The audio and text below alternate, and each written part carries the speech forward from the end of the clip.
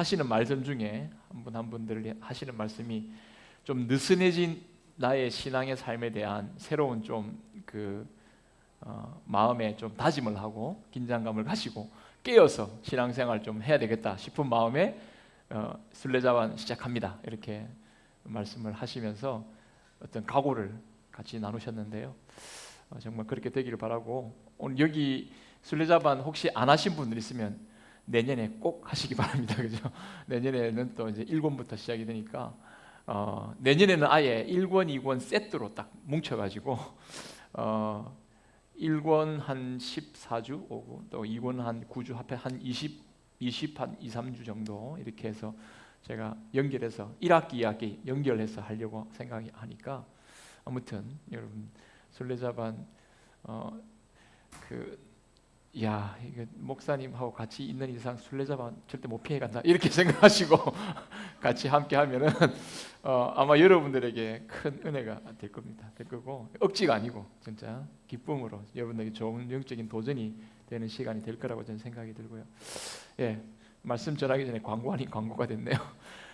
혹시 또 한 가지 더, 제가 1부 때 광고를 안 한 게, 김논순 권사님이 지금 약간 양쪽 눈 백내장 수술을 하셔가지고 지금 2주째 못 오셨는데요. 여러분들 좀 기도해 주시고, 그렇게 제가 잊어버릴까봐 먼저 지금 이걸 먼저 합니다. 오늘 말씀의 내용은 우리가 십계명에 대한 내용을 지금 이번 2학기 뒤쪽 부분은 십계명에 대해서 이렇게 쭉 좀 설명을 할 계획입니다. 물론 이제 십계명 끝나면 또 주기도문에 대한 내용과 연결해서 우리의 영적인 삶, 특히 이제 예수님을 믿으면 지금 이제 우리가 좀 많이 신앙적으로 좀 반성해야 될 부분이 뭐냐면, 믿음은 강조하는데 믿음에 대한 삶에 대한, 특히 윤리적인 삶에 대한 내용이 열매가 없는 그런 부분들이 참 많았다. 우리 한국 교회 요즘 많이 반성하는 부분이거든요. 실제로 열매 없는 그 믿음만을 강조하는 것은 엉뚱한 이단적인 다른 길로 빠지기 쉬운 거죠. 특별히 요즘 우리 한국 교회 참 주변에 이 사회적인 영향력을 많이 잃어가고 있는 이유가 뭐냐 했을 때, 믿음은 말하면서 믿음에 따르는 삶의 모습은 보여주지 못했던 그런 모습에 대한 반성을 지금 많이 하고 있는 때입니다. 그런 의미에서 저는 우리가 이 십계명에 대한 내용을 같이 배우고 함께하는 것은 믿는 성도의 삶에 대한, 정말 이 삶이, 우리 믿는 자의 삶이라는 것이 이렇게 풍성하고 이렇게 담대하고 이렇게 정말 귀한 삶인데 우리는 좀 놓쳐버린, 참 이 보물 같은 이 보배로운 삶의 모습을 놓쳐버린 부분은 없을까? 이건 우리가 이 십계명의 내용을 보면서 좀 잘 살폈으면 좋겠고요. 또 그 다음 이어지는 주기도문의 내용을 통해서 정말 우리의 기도가 이렇게 하나님 앞에 귀한 은혜의 통로가 될 수 있는데, 우리가 정말 기도의 삶을 너무 이렇게 주눅들어 있다든지, 또는 기도에 대해서 마음을 활짝 못 열고 내가 어떻게 기도할지 모르겠다 하고 기도를 하지 못하는 그런 부분에 있어서도 좀 우리가 마음을 새롭게 열 수 있는 그런 계기가 되었으면 좋겠다 생각합니다. 내가 늘 알고 있는 십계명, 우리 주일마다 외치고 있는데 근데 실제로 십계명의 삶이 내 삶에 어떻게 열매를 맺고 있는가 돌아보면은 참 십계명과 아무런 관련 없는 삶을 살아갈 때가 얼마나 많은가 생각을 해보게 되는 거죠. 또 이제 주기도문 통해서 우리 기도에 대한 것을 배울 텐데, 내가 드리는 기도가 정말 주님이 원하시는 기도와 얼마나 동떨어져 있는가도 보면서, 이거 정말 내가 기도의 그 풍성한 것을 잃어버리고 있는 것은 아닌가, 이런 것을 좀 우리가 돌아보고 배울 수 있는 이번 2학기 그런 시간들이 될 수 있기를 정말 바라봅니다. 십계명에 대한 내용은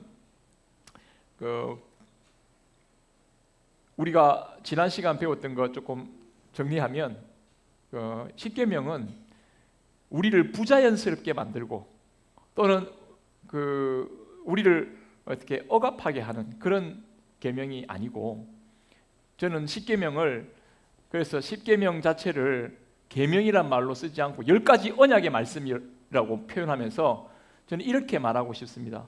사랑과 자유의 언약이다. 이렇게 사랑과 자유의 언약이다.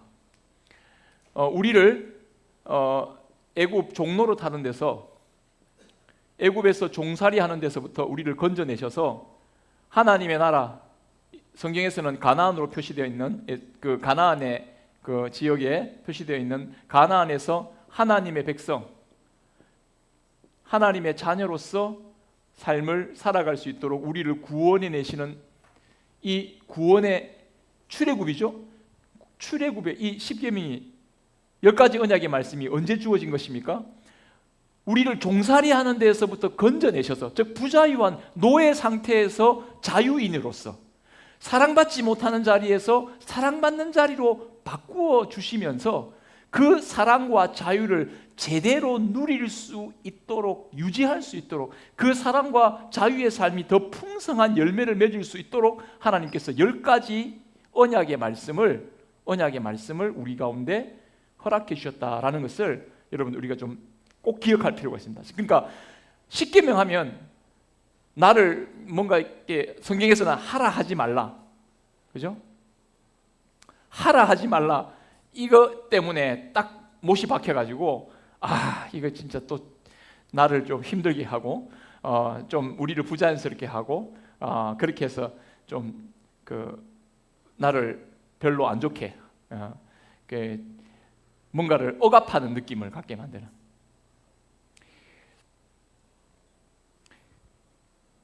사춘기 아이들이 제일 듣기 싫어하는 소리가 있죠, 그죠? 이거 하지 마, 이거 하지 마. 또 너 이거 해.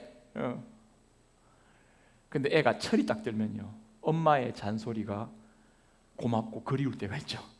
요즘 우리 애가 조금씩 변화가 돼가지고 엄마의 잔소리를 잘 듣고 엄마의 그 교훈도 딱 듣고 이게 아버지가 이걸 때문에 이렇게 말씀하셨구나, 이제 깨닫는 거죠.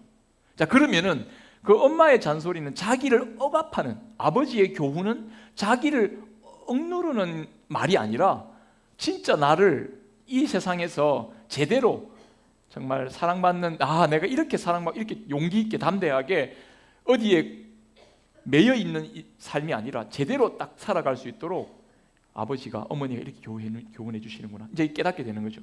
마찬가지로 우리는 이 계명에 대해서, 십계명에 대해서요, 여러분 그 종살이 할 때 그 종의 의식을 가지고, 노예 의식으로 이 말씀을 받을 게 아니라 구원받은 자유인의 의식으로, 아시겠습니까?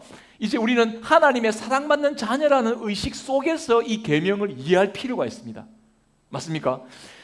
이 계명은 세상 법정에 아무런 관련이, 세상 법정에 죄인과 의인을 구분해 놓고 심판하는 그런 세상의 법률 조항이 아니라 우리를 사랑하시는 하나님 아버지의 우리를 향한 그 선하신 뜻과 계획이 여기에 있다. 여러분 이걸 딱 마음에 품고 한 계명 한 계명을 보면요, 정말 그 계명 하나하나에 얼마나 큰 사랑이 담겨 있는지 몰라요. 하나님은 우리를 1계명에서 딱 건져내시면서 너는 나 외에 다른 신들을 내게 없다, 뭐라고 얘기했습니까? 하나님 한 분만이 우리에게 자유를 주신다고 분명히 말씀하시면서 우리를 이 세상에 주는 나밖에 없다고 말씀하시면서 우리에게 우리에게 구원을 주시는 하나님이 어떤 분인지를 딱 선포하고 1계명을 시작합니다. 그러고 난 다음에 2계명, 3계명에 너 애굽에서부터 섬겼던 우상 필요 없다. 그거 우상, 그 거짓이야. 그거 섬기지 마. 그거 따라가지 마. 그리고 하나님의 이름을 헛된 우상처럼 섬길 필요 없어. 2계명, 3계명에서 딱 이야기합니다. 우상의 매인 마음에서부터 자유하게 하죠. 그리고 4계명에 어떻게 줍니까? 4계명에 안식일을 지키라고 합니다. 애굽에서 제대로 쉴 수 있었겠습니까? 여러분 애굽에서요 얼마나 많이 애굽 사람들이 얼마나 노동시켰습니까? 어떻게 했습니까? 벽돌 굽기 시켰죠, 그죠? 하루도 못 쉬게 만들고요, 그렇게 완전히 그 노예살이로 계속 고통스럽게 만드던 사람을요 주님께서는 불러내셔서 내가 너희들에게 안식과 쉼을 주마. 주일의 안식, 그 안식의 날에 모두 참여하게 하시고 진정한 쉼과 회복과 은혜가 하나님으로부터 온다는 걸 그들이 깨닫게 하시는 거죠. 그리고 여러분, 가정의 권위가, 노예로 사는 상태는요, 가정의 권위가 다 무너져 있습니다. 제가 선교지를 갔다 오서 그 아프리카에 그 돈 벌러 오기 위해서 남아공으로 다 이렇게 막 왔던 사람들 슬럼가를 형성하고 있는데요, 그 사람들 마음속에는요 돈의 노예가 돼 있어요. 어떻게 했든지 돈 벌어가지고 어떻게 할. 그러니까요, 가정이 원래 아프리카 사람들은요 굉장히 가정을 소중히 여기는, 전통적으로 우리처럼. 그런데 여러분, 사람이 딱 돈에 매여버리니까요 가정이고 뭐고 없어요. 그러니까 그 주변의 사람 얼마나 성적으로 문란하고 타락하고 가정의 권위가 다 무너져 있어요.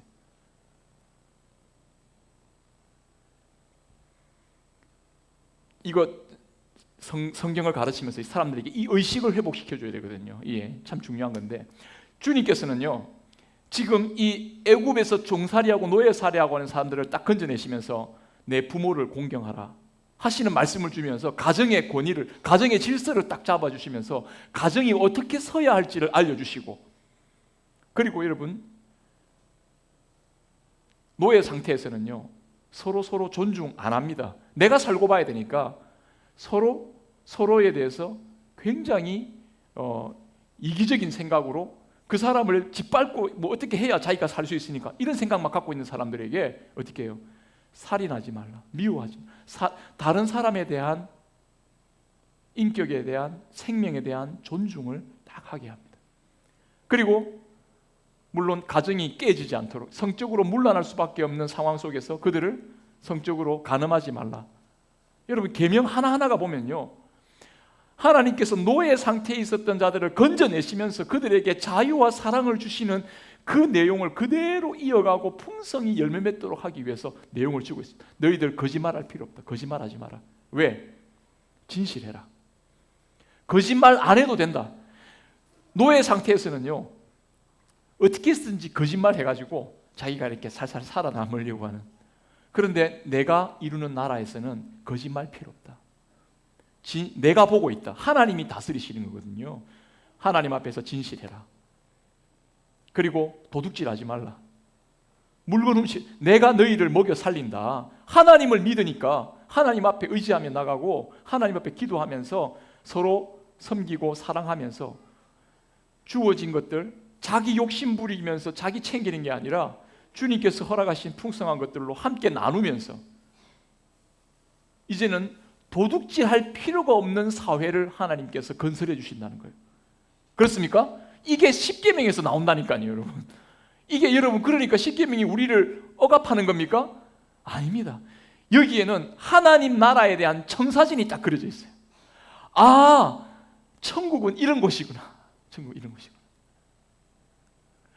하나님을 기쁘게 섬기는 그 기쁨이 가득한 나라, 그리고 그 속에서 우리가 어떻게 그런 삶을 유지하고 살아가는가를 보여주는, 그것을 이루어가는 내용, 그게 여러분 십계명의 내용에 고스란히 담겨 있어요.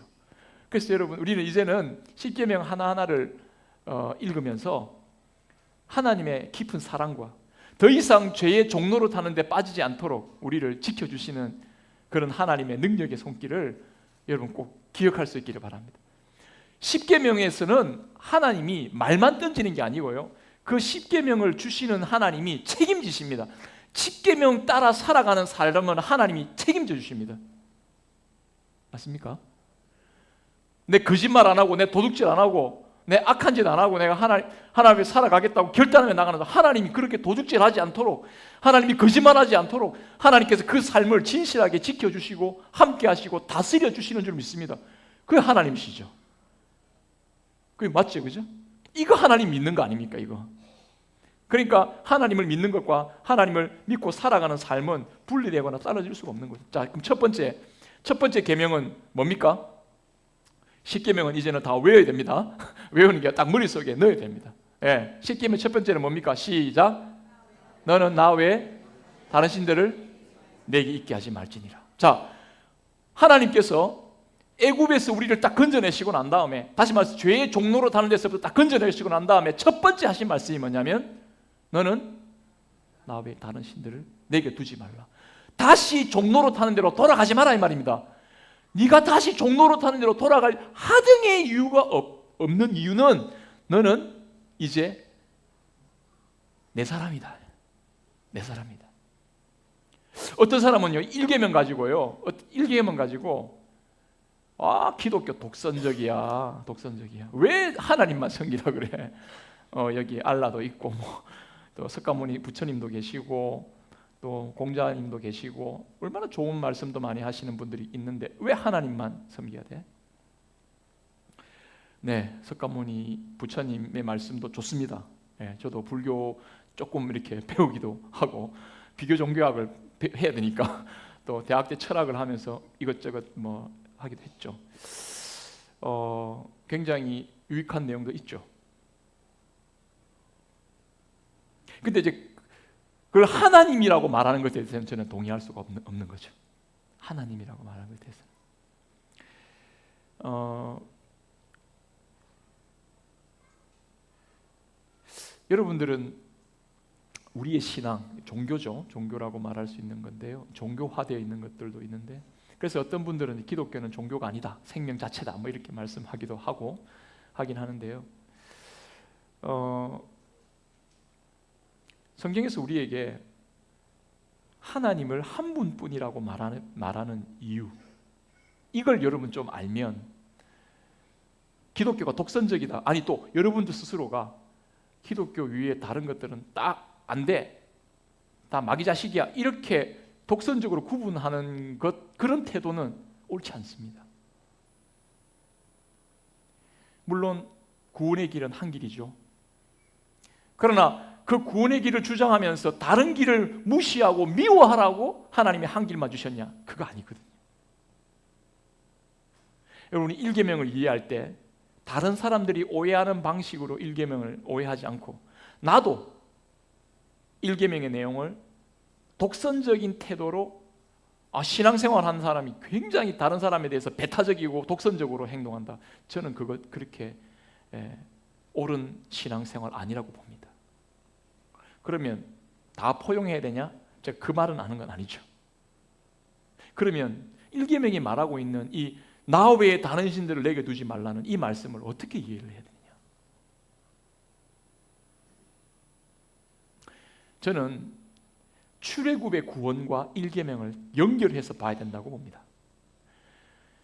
주님께서 우리를 구원하고 난 다음에 딱 구원하시면서 이 세상에 하나님이 어떤 분인지를 보여주시면서 너는 나밖에 없다 하시면서 그 사랑 안에, 진정한 사랑 안에 머물 수 있도록 우리를 구원의 자리로 이끄시면서 우리를 그 구원의 언약 아래 딱 붙들어 주시는 거죠.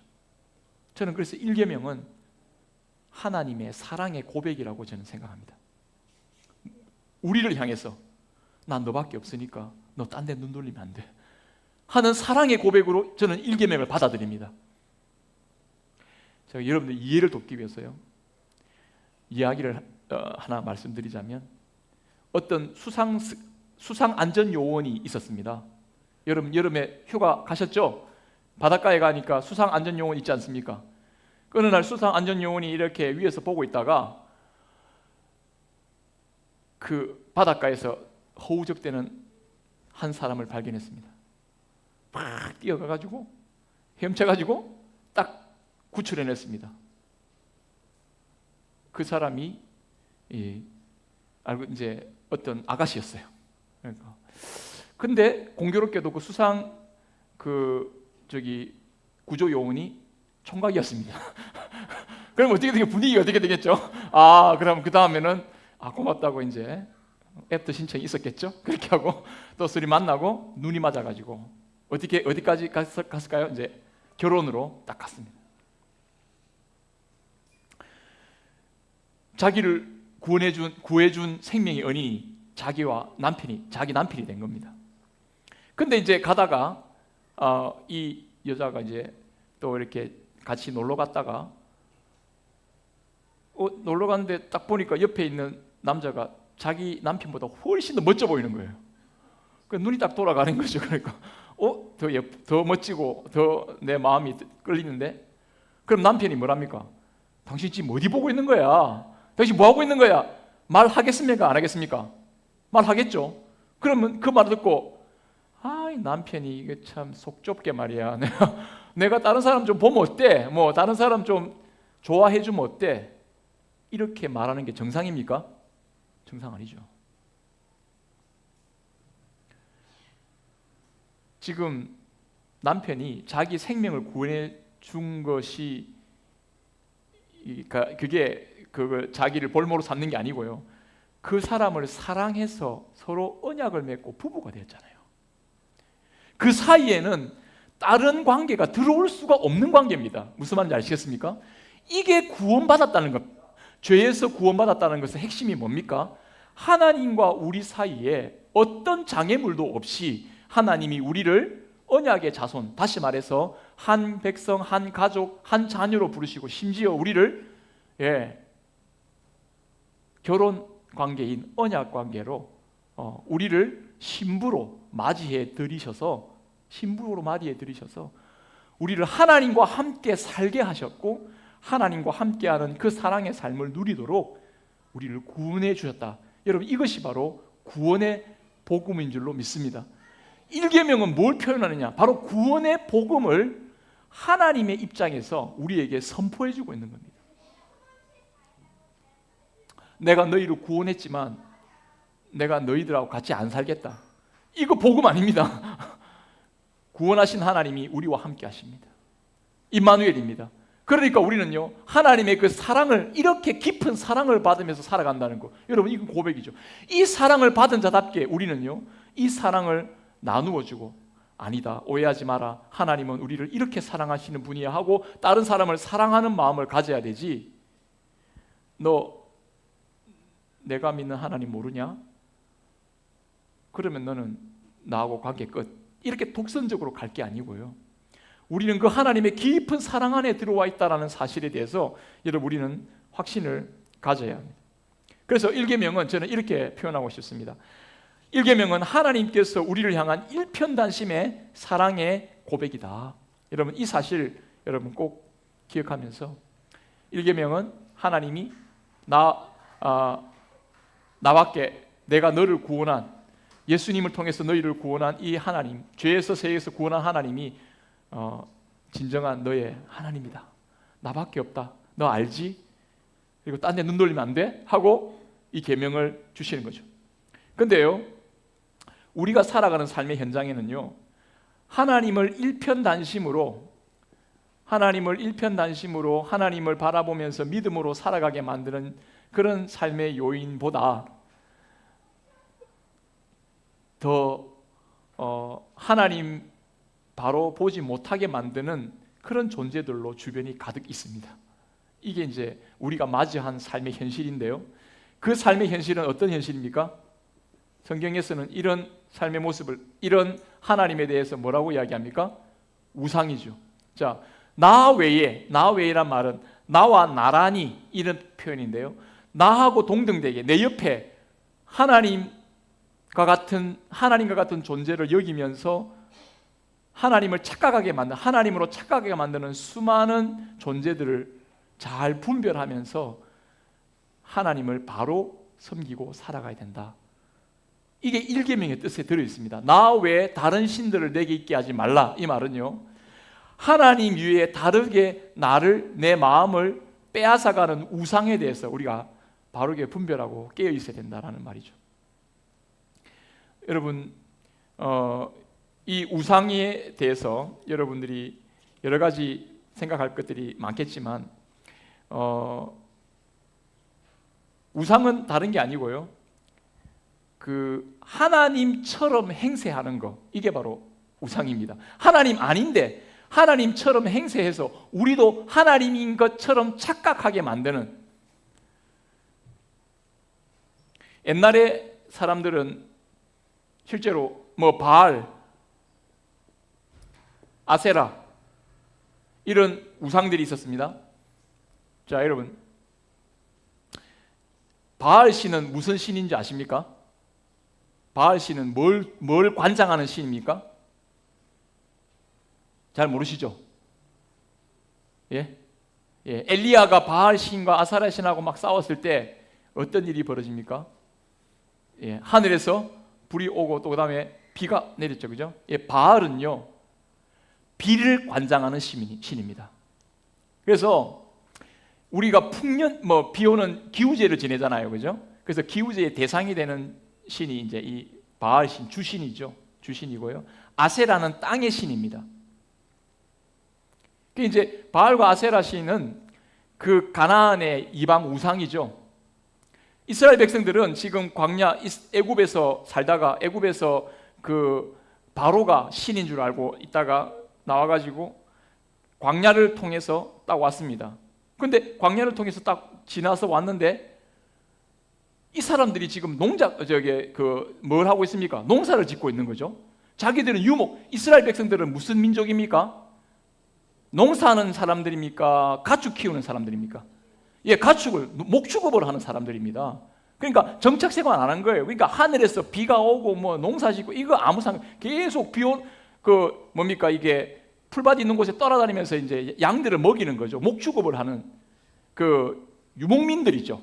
근데 가나안에 들어갔어요. 딱 하니까 농사를 짓는 거예요. 자, 농사는 어떻게 됩니까? 하늘에서 주기적으로 비가 와야 됩니다. 그러니까 이제 이 사람들이 딱 하니까 이 사람들이 농사를 짓는데 하늘에서 때가 맞게 비가 내리는 거예요. 그러니까 농작물이 되죠. 씨를 뿌리니까 농작물이 되는 겁니다. 비가 내리고 딱 씨를 뿌려주니까 위에서 비가 내리는 거예요. 야, 이거다. 그러니까 사람들이 뭐라고 합니까? 비의 신이 있는 거예요. 이스라엘 백성들이 뭐라 생각했겠습니까? 그렇지. 그 광야와 우리가 살던 곳에서는 여호와 하나님이 우리를 구원했는지 모르겠지만 우리는 가나안에 들어갔으니까 가나안에는 어떤 신이 관장을 합니까? 바알 신이 이 지역을 다스린다 생각한 거예요. 그럼 어떻게 합니까? 바알 신 따라가는 거예요. 여기서는 비를 내리는 신이 따로 있구나. 맞습니까? 선지자들이 엘리야 선지자들이 그거 아니다 이 말이죠. 그거. 하나님이 비를 내리신다. 하나님이 천지를 지으시고 하나님이 그래서 창세기 1장 1절 태초에 하나님이 천지를 창조하시고 비를 오게 하시고 이 생물을 나게 하시고 이 가축을 기르시고 모든 것이 하나님의 손에서 나온다. 우리를 구원하신 여호와 하나님이 이 세상을 창조하신 분이다. 그 우상 바알과 아세라 우상 그 사람들이 비를 주는 게 아니에요. 그 하나님이 아니라 이거예요. 하나님처럼 섬기는 거 돼서는 안 된다. 이거예요. 오늘날 우리의 삶에 참 우상 같은 존재로 그렇게 여기며 살아가는 수많은 주변의 사람들 있습니다. 그죠? 실제로 나한테 그 월급 주고 돈 주고 그렇게 나의 생사 여탈권을 쥐고 있을 것 같은 내 위에 직장 상사들, 우리는 지금 수많은 하나님 아닌 존재들, 하나님이 아닌데 하나님처럼 행세하려는 많은 존재들로부터 우리가 어떻게 보면 매여 있는, 너 이 돈 벌면 네가 할 수 있는 거 다 할 수 있고 자유를 얻고 생명을 얻고 네가 먹고 살아갈 수 있고 다 돈에 매이도록 만듭니다. 네가 이 정도 지위와 권력에 이르면 너 이거 다 할 수 있을 거야 하면서 우리에게 뭐 더 이제 뭔가 더 올라가는 것에 대한 집착을 하게 만들고요. 너 이렇게 재미있게 살아야, 이런 집에 살아야 너 될 거야. 너희 자녀들이 결국 너희의 명예고 너희 자녀들이 앞으로 너의 삶의 모든 그 삶을 결정해주는 그게 될 거야. 너희 자녀들이 잘 돼야 돼. 자녀들에게 완전히 목매고. 여러분, 그렇게 하는 것이 내 인생을 좌우할 것 같은 마음을 갖게 만드는, 자녀 중요합니다. 돈도 중요하죠. 나의 직장의 명예 참 중요합니다만은 여러분, 그건 궁극적으로 하나님이 될 수 있습니까? 하나님이 될 수 없다고는 알고 있지만 실제로 우리는요, 하나님처럼 그 존재를 생각하고 거기에 마음이 매여 있다는 것이 문제입니다. 맞습니까?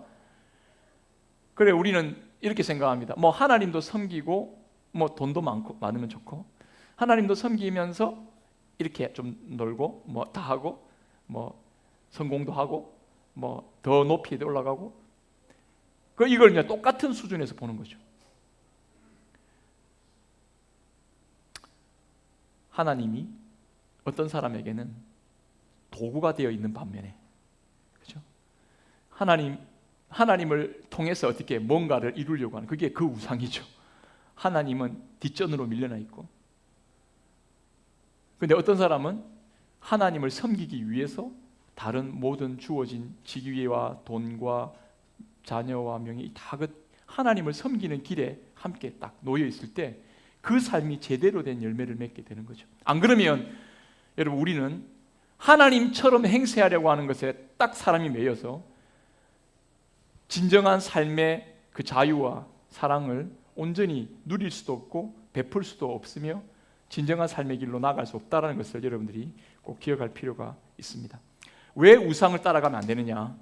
사람은요 하나님처럼 섬기는 그 존재를 사람은 닮아가게 되어 있습니다. 여러분 수전노 아시죠? 돈 좋아하는 사람은요 돈을 하나님처럼 섬기는 사람 딱 보면요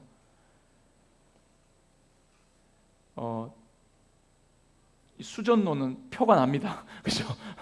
돈 좋아하는 돈처럼 변합니다.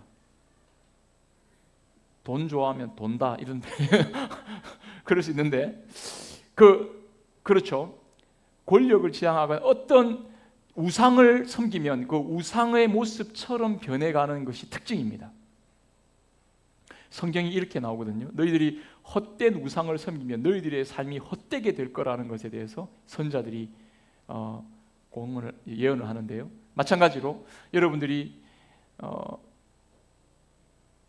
그 무언가를 하나님처럼 섬기려 할 때 여러분들의 삶은 결코 충만할 수 없고 공허할 수밖에 없다라는 사실에 대해서 여러분 기억하고, 그러나 하나님을 섬기는 삶으로 나아갈 때 그 사랑과 자유의 하나님을 섬길 때마다 그 사랑이 무엇이고 자유가 무엇인지를 깨달으면서 진정한 삶의 열매를 거기서 맺혀갈 수 있게 된다.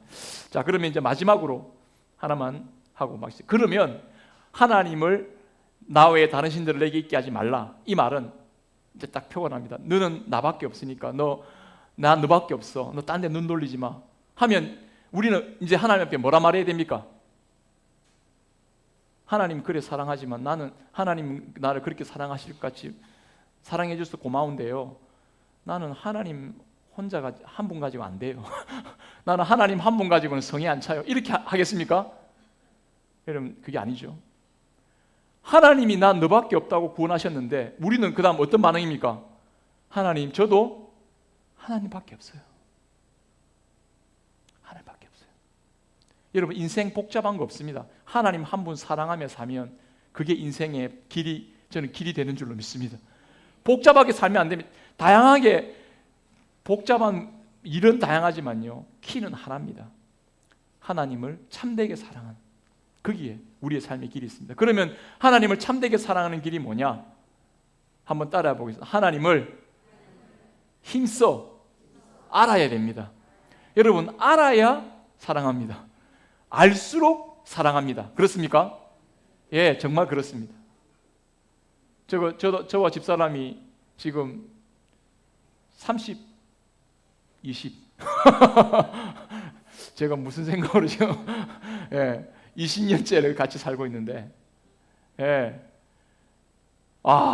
아내가 이랬었구나. 이제 깨닫는 것도 있습니다. 이제 깨닫는 거.